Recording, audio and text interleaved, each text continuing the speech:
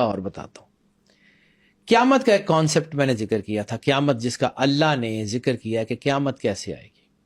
ٹھیک ہے, تو قیامت کا جو کانسیپٹ اللہ نے ذکر کیا ہے نا, وہ یہ ہے کہ جب سور پھونکا جائے گا تو ان کے دماغ پچک جائیں گے. اب دماغ پچک جانے کو ذرا تھوڑا سا ذہن میں رکھنا. To blow up and to suck, یعنی پھونک ماری جاتی ہے, یا تو پھونک ماری جاتی ہے کر کے, یا ہوا اندر کھینچ کے سکشن پمپس کے ذریعے. ٹھیک ہے, اللہ نے ہر چیز کی موت اس کے ساتھ لگا کے بھیجی ہے.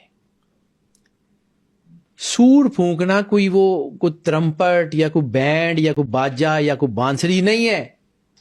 It's something which is happening in front of our eyes. پوری یونیورس ہالو ہے, ویکیوم ہے, اور ایئر سفیر نے ہمارے اس جو ہے وہ کرۂ ارض کو سنبھالا ہوا ہے. اوزون لیئر نے, اوزون لیئر میں سوراخ ہونے شروع ہو گئے.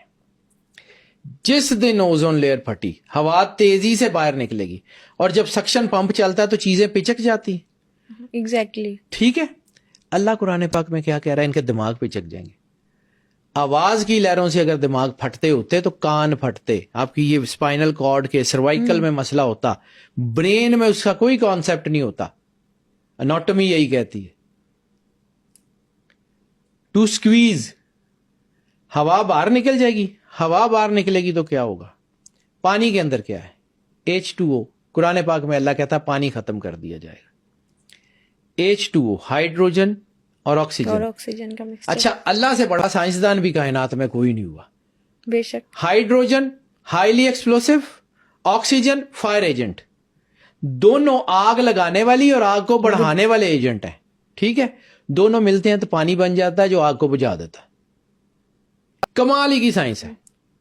صرف اس کی جو ہے نا, اس کی جو اندر اس کے جو چیزیں ہیں, اس کی چیزوں کو سمجھنے کی کوشش کرو.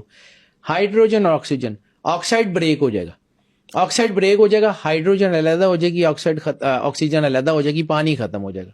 پہاڑ روئی کے گالوں کی طرح اڑیں گے. تیسرا کانسیپٹ قیامت کا. اوزون لیئر ختم ہو گئی, پہاڑ ہوا ختم ہو گئی, تو گریوٹی کہاں گئی؟ ختم. گریوٹی کے لیے کیا ضرورت تھی؟ اوزون لیئر اور اس زمین کی جو چیزیں تھی اس کے اندر رہتی تھی, جو اس کو رکھ رہی تھی. پہاڑ روئی کے گالوں کی طرح اڑیں گے. اور قیامت کی اس کو کہتے ہیں باہر سے آنی. اس زمین کی, اس سولر سسٹم کی موت کا نظام اللہ نے رکھا ہوا ہے. اب سولر سسٹم آپس میں چینڈ نہیں ہے, یعنی چاند سے زمین کو رسی نہیں ڈالی گئی, سورج سے چاند کو رسی نہیں ڈالی گئی, آپس میں بندھے ہوئے نہیں ہیں. ایسے ہی ہے. ٹھیک ہے, ایک ہی گریوٹی نے دوسرے کو کھینچا, دوسرے کی گریوٹی نے تیسرے کو کھینچا, یہ بیلنس ہو گئے ہوئے, صرف بیلنسڈ ہیں. ان میں سے کوئی ایک بھی اس پورے سولر سسٹم میں سے کوئی ایک پلانٹ بھی اپنی آربٹ سے 5 ڈگری لیفٹ یا رائٹ یا فرنٹ یا بیک آ سکتا ہے. 5 ڈگری تک تو کچھ نہیں ہوگا. اگر وہ 5 ڈگری سے زیادہ باہر جائے گا تو یہ سارے آپس میں ٹکرا جائیں گے. اور قیامت کس کو کہتے ہیں؟ اب اسی کو بنیاد پہ رکھو اور میں آپ کو پھر اس طرف لے کے جاتا ہوں کہ جس کے بارے میں ذکر کر رہا تھا, مفروضے کی بنیاد پہ. چاند کا بھی دیکھا آپ نے؟ چاند کی انفارمیشن پڑھی ہے؟ یہاں کہیں سمندر تھے, یہاں کبھی اوزون لیئر تھی, یہاں کبھی انسان یا اس سے ریلیٹڈ کسی مخلوق کا وجود تھا.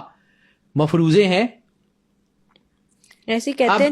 اب اس کو امیجن کرو کہ یہ جس پوری قیامت کا ذکر قرآن پاک میں ہے, جس پوری قیامت کا ذکر میں نے, کہیں چاند پہ آ تو نہیں گئی, وہاں پہ اوزون لیئر تو نہیں ٹوٹی, یعنی وہاں پہ سمندر موجود ہے اور وہاں پر جو ہے وہ پانی نہیں ہے, وہاں پہ گریوٹی نہیں ہے.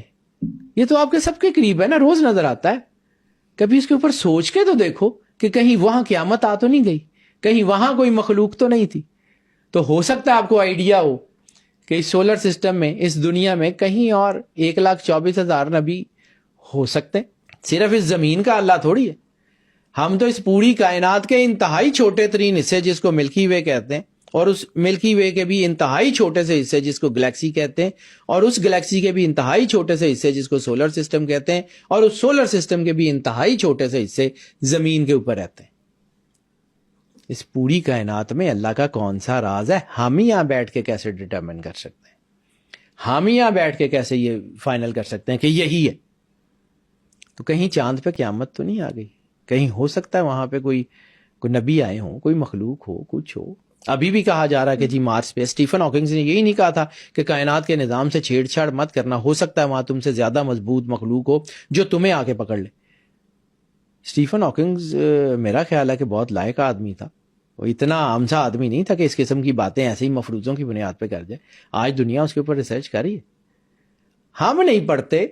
تو بیٹا وہ پرانے جو اسکول ہے نا، میں چونکہ انہی اسکولوں میں پڑھا ہوں، آج 50 سال ہو گئے، تو وہ جو ہوتے تھے نا اسٹوڈنٹس جن کا دل نہیں کرتا تھا پڑھنے کا، تو ان کی کوشش ہوتی تھی کہ وہ سر نے جو پیپر بنایا نا وہ پیپر ہی پھاڑ دیں، نہ پیپر ہوگا نہ صبح ٹیسٹ دینا پڑے گا۔ ٹھیک ہے، تو دس از دی ایکچوئل سچویشن۔ تو جن لوگوں کو سمجھ نہیں نہ آتی وہ پھر کہتے ہیں کہ یار نہیں انج نہیں ہے گا۔ سوچنے کے لیے اپنے آپ کو اوپن کریں، آپ کو راستے ملتے جائیں گے۔ اگر آپ سوچیں گے نہیں تو آپ کو زنگ لگتا جائے گا، آپ ختم ہو جائیں گے۔ دس از دا ریالٹی۔ بلیو کرنا یا نہ کرنا اللہ کی مرضی سے ہوگا۔ مفروضوں کو ڈینائی نہیں کیا جا سکتا۔ مجھے کوئی چیز پتہ نہیں ہے تو اس کا مطلب ہے کہ وہ ہے نہیں، یہ نہیں ہو سکتا۔ اور وہ پلیٹو نے اسی لیے کہا تھا کہ as much as I know that I know nothing, کہ میں جتنا جانتا چلا جاتا ہوں مجھے یہ سمجھ آتی ہے کہ مجھے کچھ نہیں